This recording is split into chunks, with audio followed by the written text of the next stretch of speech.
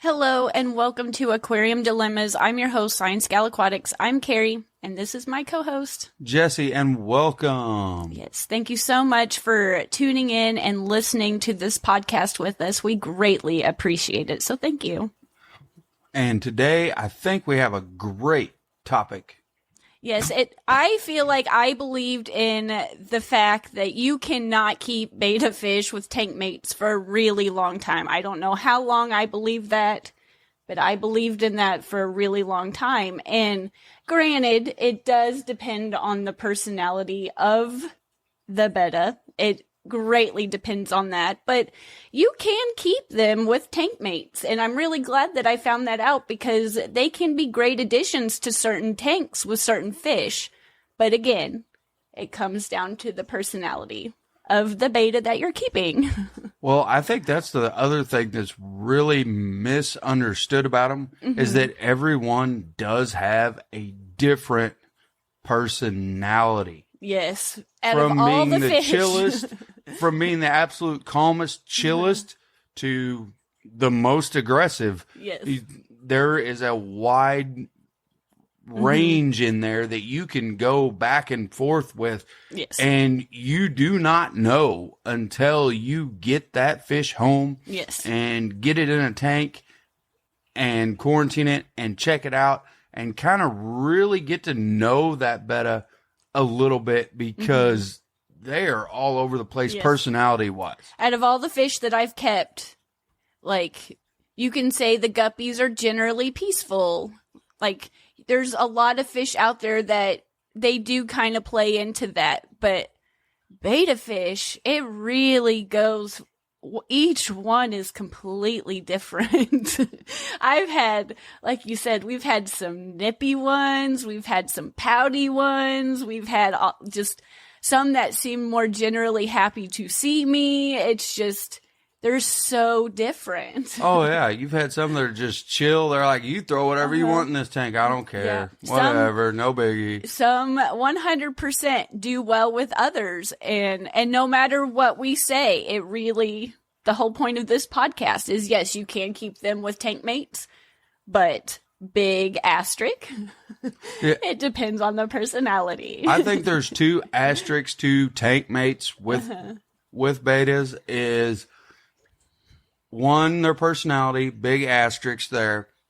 Second one would be planted. Make sure that the tank, there's a lot of either decorations or stuff, something to break up the tank and the bigger volume of the tank. Because, I mean, you can go down to a really small tank with a betta. You can do a 5. Yeah, you can do all kinds of things. But I think...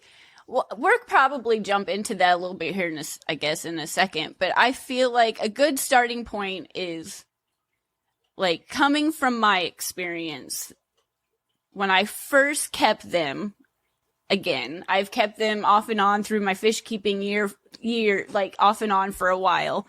And when I first got them, I just assumed you couldn't put them with anything, and they went in, like, a really small container. And they lived, but they weren't living their best life, you know. So as I got more experience and I've learned things, yes, I feel like they do much better in a 5, 10, 20 plus gallon tank, heated, very planted. I feel like when I do have them with tank mates, the more plants I have, 100% the better they do, because they can't see each other a whole lot, especially with the one, like the 30 gallon that's full of Vallisneria that has a betta in there and some shrimp, but it's so heavily planted and there's a lot of room in there that they don't really run into each other. So I think there's some things that you can do that set you up a little bit better. But coming from a beginner kind of standpoint, looking back when I just thought they couldn't be with anything and they were in a small container, in that type aspect, I don't think tank mates would have worked out of any sort of kind because it was so small. And then as I got into the 10 gallons and the 20 gallons, and I learned that for me personally, a larger tank is easier to take care of. So I have larger tanks now. They do 100% better. So I think that when I kept them in a smaller tank, and like it is possible. I'm not going to say it's not possible, but the more plants and the larger water volume, you're just going to set yourself up better.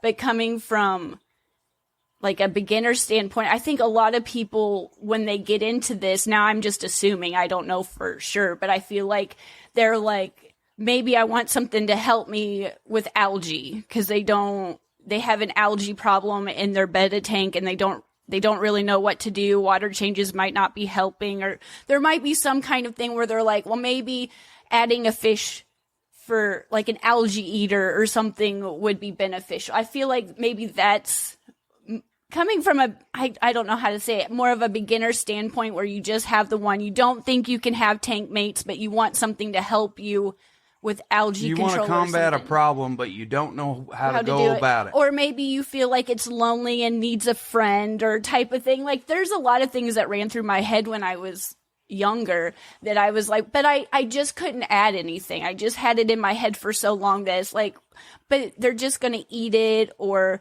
they're just going to fight with each other. I feel like a lot of people that keep bettas and it's their first fish maybe might want something to kind of help them with a maintenance. Or I feel like that's maybe, well, a maintenance, I'm trying to think back, maybe what triggered me into looking into a maintenance issue, or just you have your Betta and you like it, but you feel that there should be something else in the tank. You're missing it. Just a single fish in a tank, it just doesn't seem right. Well, for me, like, I like species-only tanks. I really do, but I feel like you're right. I think, like, I'm trying to think back and talk at the same time, and it never works. But, like, my mom, let's say, she's getting into fish, but she just doesn't want it to be lonely, or she doesn't want it to just be one fish in the tank. She's got a 30-gallon and a 55-gallon now, and she doesn't, when she goes into the fish store to pick out fish like this last time, she just picked on base what she liked, not knowing anything about it. And I don't recommend that. Now, she has, what she picked works, and she does have a Betta with angelfish and neon tetra, and somehow it just works, but it's planted and they have a lot of room. But I guess I'm trying to think back of what triggered me into thinking that, well, maybe I can, versus it's not possible at all. And I feel like, thinking back on it, it was probably I wanted help with something to control something, because it was so many years ago, I don't know. But I feel like a lot of people have a Betta in a smaller tank, and it does work, but maybe they feel like their fish needs a friend, and they don't know if they can do that or if it's possible. And I feel like that kind of, there are some things that do work, but it's, you set yourself up better when you have more water volume in planted tanks. But there are some general guidelines that I think that work well. Like, if you go into the fish store, and like I said, my mom goes in and she doesn't know anything about, like, we try to tell her, like, especially now, like, I was like, let's talk about it since you like it now. But she goes in, this is how she shops. She goes in, she's like, I like that one. That one's pretty. I like that one. And I want all of these. That's how she shops, you know? And that sometimes that works and you luck out, and sometimes you don't. But I feel like the guidelines, if you want to try to keep something with your Betta, and I don't know, you're Googling in the aisle or something, I feel like you should try smaller, nano, more schooling, shoaling fish that are in the same parameters, water conditions, water parameters, my mind just went blank. Well, water parameters, water conditions. Yeah, that's that they like the same. They like the same tank parameters, like, yes. This is like the same temperature. You want the same temperature, same water quality. Yeah. They don't need to be. You can't have two different drastic changes because you want to keep all the fish that you're wanting to put in said tank healthy and happy. Yes. So you want to look for fish of a similar quality of water parameters, and then just kind of moving forward with it. Just because the fish is small doesn't mean it needs to go in there. No, like, I kept pea puffers in the past. They are super tiny, super cute and adorable, and I love them.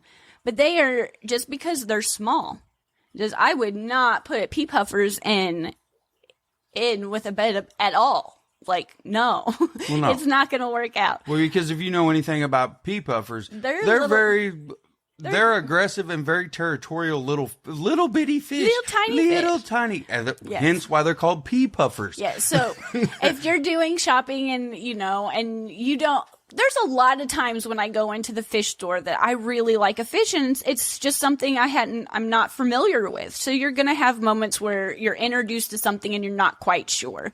And so if I do want to try to add something to a bedded tank, like we said, you put in better words, but try to keep the same water parameters, the same temperatures, have a smaller type fish, like a tetra. I like neon tetras. And I feel like they can't be like super fast darting, if that makes sense. Where they're a little bit more on the peaceful, not slow, but not just constantly on the move everywhere. I feel like those don't always do the best. Well, they're not racing around the tank. Mm-hmm. The main thing is to not stress your betta out. Yeah. And every betta has a different personality. Certain things will stress it out more than others. Mm-hmm. So you're looking for something that is going to be super peaceful and not stress your betta out. So I'm not going to say doesn't have a lot of color or flash, but to start the list out, I would start from what I have learned and the way I have taken it. First, you need to understand your betta's personality. Yeah. And then if I was going to add anything to its tank, I would start at the bottom level and work my way up. Yes. I would start low and go high. And and we'll get to that list of the higher fish, but let's start down at the bottom. And even before that, let's say you found something and like usually I will say my betta that I have is already in the tank. I usually start out, it's just alone and then I'm adding something. Usually we do normally, I'm not going to say always, but we do normally start with the bottom dwellers first and try them out. But when you're acclimating, whether the betta's in the tank first or you're adding the betta into the tank, when you're acclimating, that's when, for me, it's kind of that's the first point. Because if I've had them in the past when I'm doing the acclimation process, and either way, they're in the bag or they're already in the tank. When they spot each other, if it seems like they're just always flashing, you can just tell you can just tell they're a little stressed. They're kind of going at the bag, or it doesn't matter if they're the ones being acclimated or they're already in the tank. Whatever it is, whatever situation it is, when they see each other, if that betta starts flashing and is just kind of pecking at the bag, or I usually don't continue the process then. I usually just kind of like, this isn't going to work out. I'll try something else a different time. But during that process, if they might flare a little bit, but they're just kind of not that interested. They might kind of swim around and kind of look what's going on, but they kind of do their own thing. Then I will continue the process. But like I said, whether they're in the tank usually first, I usually do have my bettas already established in that tank and then we add stuff to it. But I have had circumstances where I've had shrimp or guppies or something already in the tank and I'm acclimating the betta in the tank. And I just kind of sit and watch that for a while just to see. That's the big, for me, stage where I even decide if I'm going to go through it or not. Well, yeah, to see if, well, number one, it's putting stress on both things you're putting into the tank. Yeah. You're stressing the betta and you're stressing the whatever else you're they've putting in. They've been in a fish bag and all. The whole process is it's a big stress. I would say, I mean, if you're getting mailed, if you're a fish and you're getting mailed or you're coming home from a fish show, it's just as a stress that you're getting a new home. It's just stressful. But that stage right there, I feel like when you're adding tank mates to a betta tank is a really important step that just kind of sit and watch and see like, Are they already going after each other before I even let them go? Like, I'm not going to do this. But like we said a billion times, we'll say a billion times more. It really does come down to the personality of that betta. And that's a huge point where I just pay attention. I just kind of pay attention. And throughout all that we have done, I have noticed a very high success rate with the bottom dwellers. Yes. And we can run through that list pretty quick. And it adds a lot of color to your tank in certain aspects, depending on what you're adding. I will go with probably our combined favorite to start the list out of, I love adding shrimp. Neocaridina, love it. You can add a variety of colors. You can do whatever you want. They seem to get along seamlessly. They just cruise around. They don't really aggravate the betta. They just do their thing.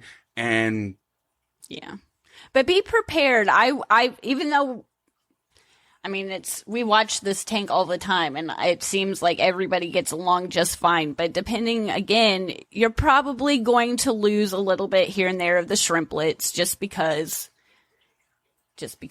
you'll probably, and granted, we have a lot of Neocaridina shrimp. So there's so many in there that we wouldn't even notice if one got eaten up or not, honestly. There's a lot of Vallisneria, and there's still a lot of shrimp in there. So I feel like, yes, it's 100% works. No one seems stressed. We have a good population of shrimp, and the betta seems to do just fine. But at the same time, I do feel like occasionally we probably do lose a few shrimplets. So if you don't want to lose any, maybe not, there's a better combination for you. But I do feel like it works surprisingly well because we constantly see the shrimp scurrying around, and the betta is just hanging out and just waits for food. But again, it's a 30-gallon tank that's it's very heavily planted with Vallisneria and guppy grass. So they have plenty of hidey spaces, and they don't see each other a lot. So if you have a bare bottom tank, even if it's a 20-gallon long and it's full of shrimp, but there's nothing in there, and you might lose a few. Yes. But it still is a good combination, 100%. I still highly recommend it, even if you do lose a few here and there. Well, what's your next one? I gave the shrimp, so what's yours? Well, the one that I have kept the longest, and I've had the most experience with keeping, would be Plecostomus or plecos. I feel like you still need to keep it with the smaller ones, the bristlenose. I like the clown plecos a lot. They hide a lot, so you don't see them a lot. They probably don't see each other a lot. One stays underneath the driftwood all the time, and the betta stays at the top most of the time and kind of swims around. But I don't feel like I have any problems with keeping plecos and bettas together at all. But again, saying that, I do recommend keeping with the smaller ones, like the clown pleco or the bristlenose plecos. Yes. Plecostomus. And another one that I think is overlooked, highly overlooked, that you like, is snails. You can keep some really cool, like mystery snails. You can keep some really cool snails with your betta. I love keeping snails. I always recommend snails. But again, kind of like with the shrimp, you have to kind of keep an eye, because if you have a snail that has really long antenna, Yeah. they might get kind of nipped a little bit here and there. Again, depending, some leave them alone 100%, don't notice it at all. I've had others kind of nip a little bit, but it's another combination I really highly recommend. But again, keep in mind, depending on the snail that you keep. Like, I have just pond snails. They're nothing fancy, but I have them in all kinds of tanks. I have mystery snails, and nearite snails are the ones I've also had the most experience. When I was a kid, I had the trumpet snails and the assassin snails. I've had some more when I was younger, but it's a combination I've I've kept a few times, and I highly recommend it. Just kind of keep an eye mainly on the antenna of the snail. Just make sure, it's not getting picked on. But it's a really good combination that I highly recommend. Well, and another one that I know is one of your personal favorites, because they are so super cute and they do a great job, is Corridoras. Yes. I love Corridoras. I was late. I was late to the game when it comes to keeping Corridoras.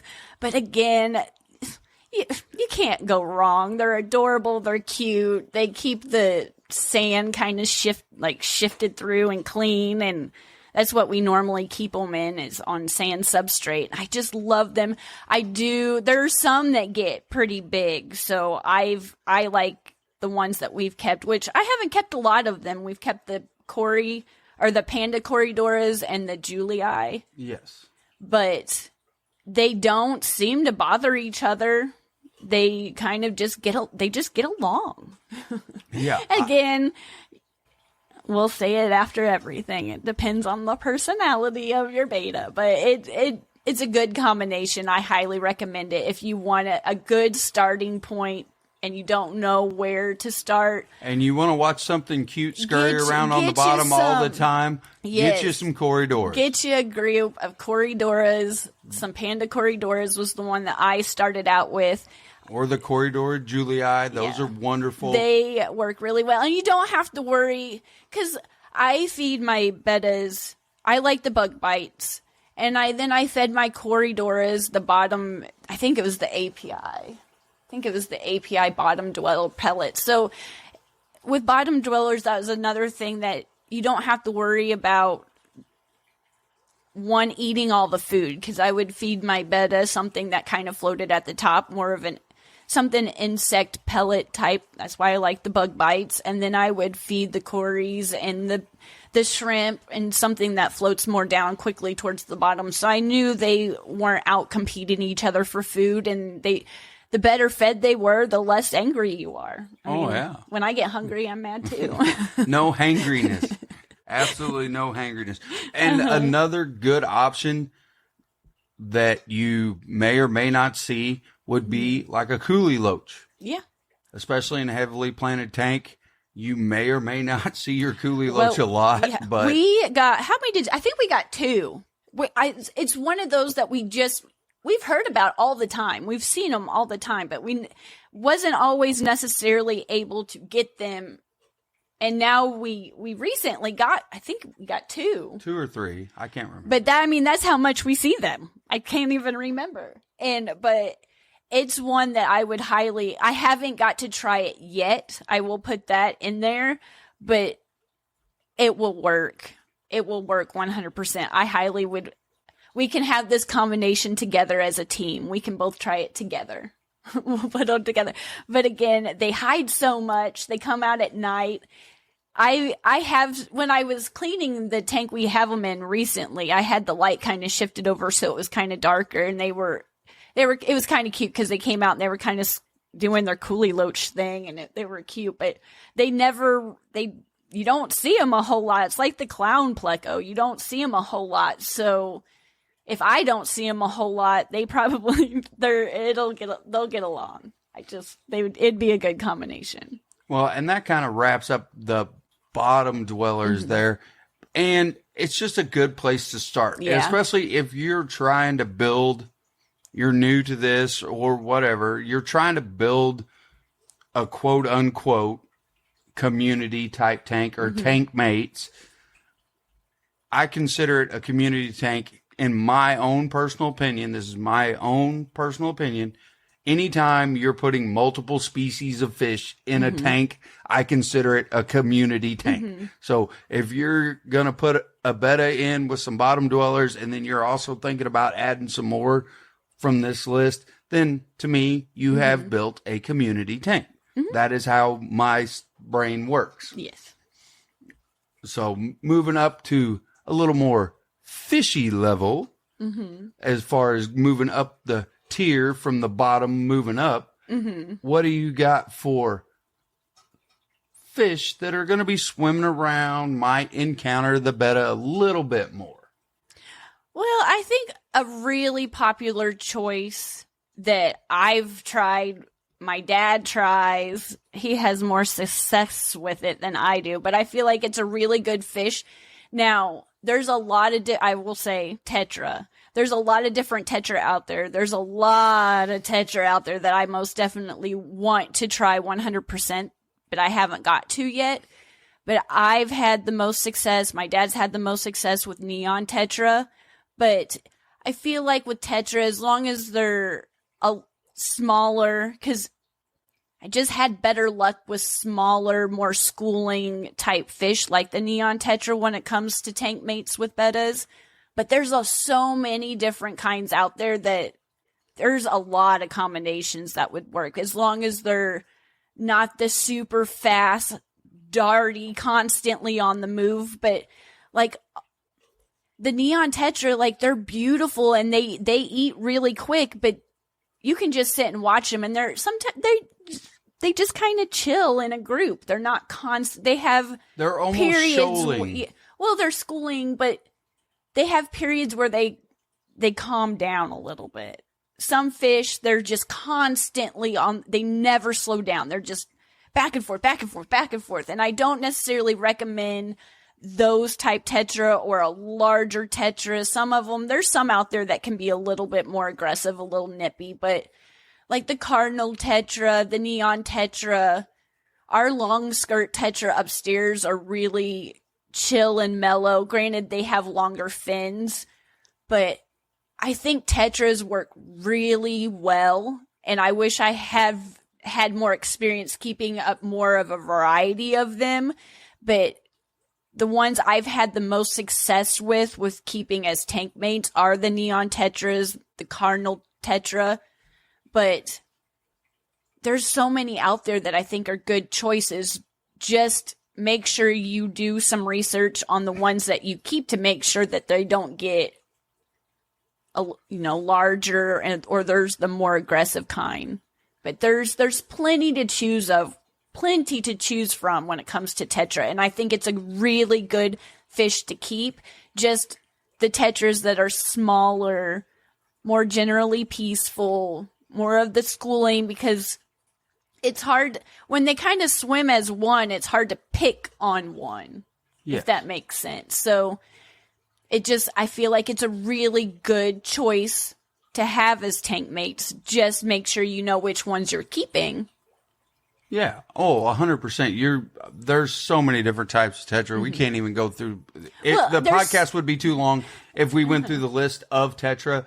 The list just goes it's just forever. We haven't kept. There's so many out there, and I've seen so many, but it's just I haven't personally kept like a lot. I've kept the emperor. I've kept the long skirt. I've kept the neon. The cardinal. I've kept a few, but like the rumney, no. There's other ones out there that I think would be compatible. I just haven't personally got to try it yet, but there's just so many out there that I feel like would be a good starting point. They just need to be on the smaller, peaceful, shorter finned, not super darty. And there are a few tetra out there that are a little nippier. And even though I haven't kept them, just be aware that they're out there. But when it comes to tank mates and bettas, tetra work great. Just make sure you get the right ones. Yes. And I think for the new or savvy doesn't want to spend a bunch of money to get some more tank mates, I think there's some other really good options out there that are wonderful fish, in my opinion, that you can get for super cheap. And depending on the size of your tank, you can put quite a few in there and it'd be okay. Would be one of my personal favorites, and yours as well. Guppies. Yeah. Like Endler guppies. I feel like Endler guppies do a lot better with the fancy guppies. And granted, I'll say this again, if you've listened to this a while, you know I've kept guppies That was the first fish that I've kept. So I've kept them with a lot of different combinations, and sometimes the fancy guppies work 100%. Big, beautiful, colorful tails, and they just got along great. I've had others that it worked, but they had periods where they did kind of nip at each other. But when it came to the Endler guppies, more of the more natural type guppies, they're a little smaller, they're a little less colorful, they have smaller fins, they can get out of the way faster. Those are the ones that I've had the most luck with keeping out of the guppies, but I have had success with fancy guppies too. It's just I've had more good luck when it came to the Endlers. And with platies and mollies and swordtails, I haven't even tried it. I'm sure there's some out there that work great, but the only ones when it comes to the live bears that I have honestly tried the combination with was guppies. And again, it comes down to the personality of the beta. It comes down to the personality of the guppies and how well they get along. And sometimes it works great and sometimes it don't. But I do have a lot better luck just starting off with Endlers.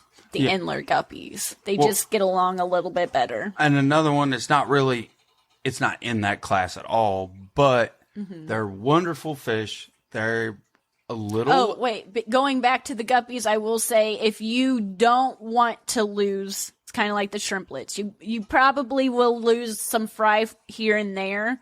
It's not like a massive... Like, they're going to eat every single one. I'm still going to have plenty that grow up, but you probably will lose a fry here and there if you do keep the combination. So if you don't want to lose any fry at all, you want to keep every single one, you might not try it. But if you're okay with losing a few here and there, but still growing the population of your guppies or your Endlers, then go for it.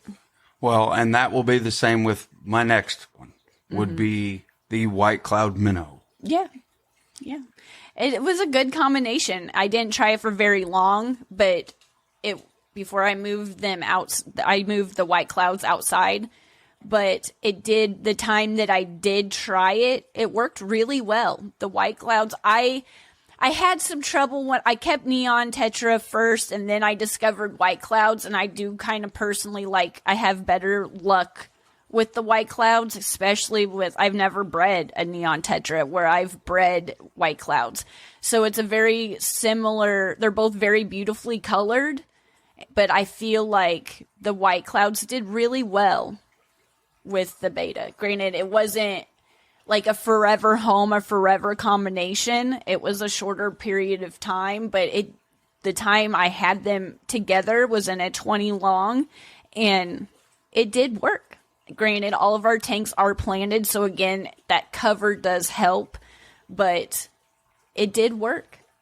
And they didn't outcompete, because with the neon tetra and the white clouds and things like that, I do recommend one that's not super darty, but when you do feed it seems like any tetra or the white clouds, that's when they are a little bit darty, but they still both ate. I didn't have to worry about like the tetra or the white clouds eating up all the food. It seemed like everybody still got along during feeding time too. Everybody got to eat. And one more, the one more that I know is quite near and dear to you is your CPD. Yes, I love the celestial pearl danios. I love them. Granted, I knew they were small. I knew they were a tiny little fish. But the first time I had seen them in person, I ordered them online and they came in, and granted, I knew they were small, but they are tiny. But even though they are so tiny, they are so pretty. But the ones that the ones I kept when I had them, they weren't super darty and they weren't super skittish. So granted, it was another combination that wasn't forever, but the time that I had them together, it just worked. It seemed like the betta kind of helped the CBDs come out a little bit. They weren't so skittish, but again, feeding time was when they were the fastest, but I didn't have to worry about them picking on each other out. One didn't get to, it just was a combination that just worked.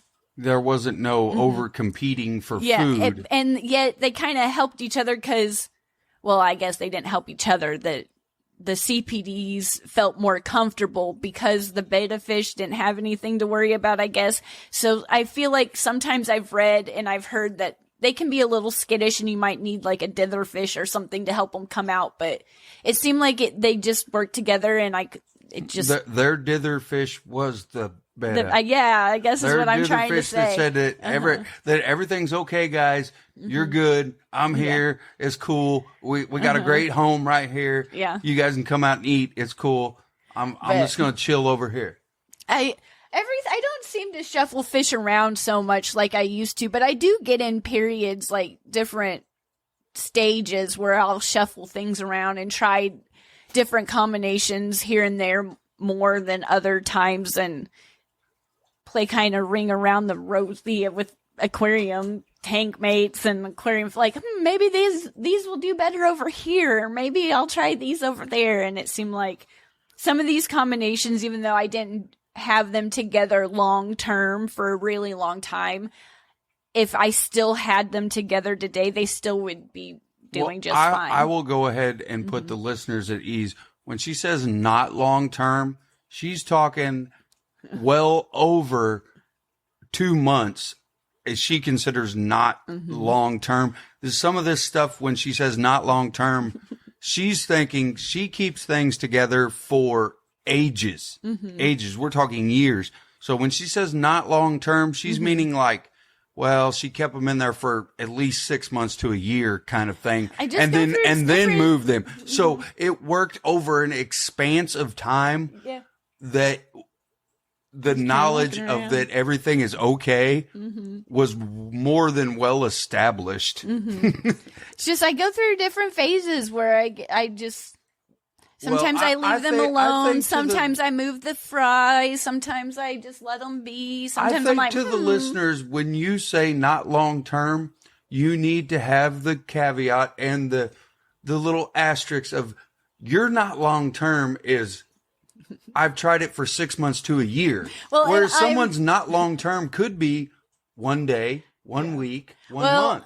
Yours is a little bit stretched out. Well, I just have no sense of time either. I can't remember if it was a day or a month. I don't know why. I just have a bad sense of time. I want to reassure the valued listener out there that when you're saying not long term, it's long term in the sense of you've experimented with it for months at a time. A little while.